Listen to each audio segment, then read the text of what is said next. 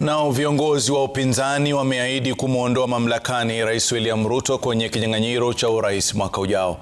Wakizungumza eneo la Njambini, kaunti ya Nyandarua, vinara hao Rigathi Gachagua wa DCP, Fred Matiang'i wa Jubilee na Justin Muturi wa DP wanasema wanajipanga na sera mbadala wanazoandaa kufanikisha uongozi bora wa taifa.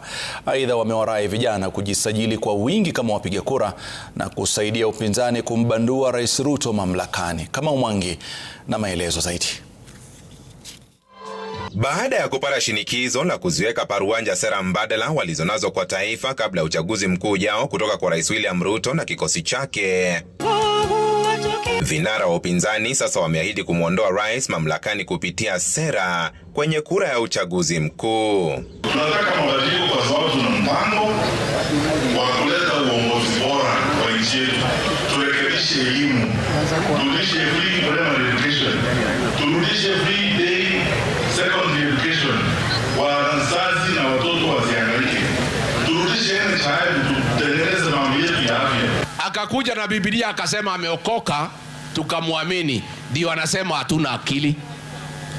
Akakuja akaambia sisi ate wheelbarrow inaweza fikisha sisi pale tunataka kwenda, tukakubali, ndio anasema hatuna nini.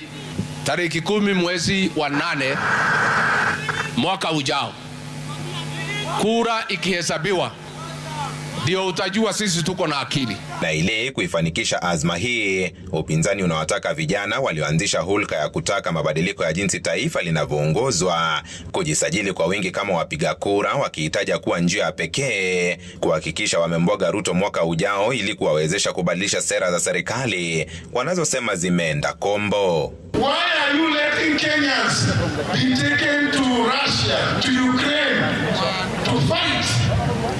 People who are not even trained, they are not military personnel. For how long do you want these parents to continue suffering? Ukiwadanganya ni kazi na wapatia majuu. Hiyo maneno ya kuambiwa tuongezee, waulize tuongezee muda kwa nini? Why do you want more time? Ufanye nini? Sababu sasa hakuna kitu unafanya saa hii, tukuongezee muda ufanye nini? Ili tuendelee kuteseka, tuendelee kusumbuka. Vinara hao waliowahutubia wakazi wa Njabini baada ya ibada ya misa wamewaahidi Wakenya kuwa watakaa na kujadiliana ni nani atakaipeperusha bendera ya upinzani kumenyana na Rais Ruto. Kama Mwangi, runinga ya Citizen. Na mtazamaji, tuachane na masuala yanayofungamana na siasa.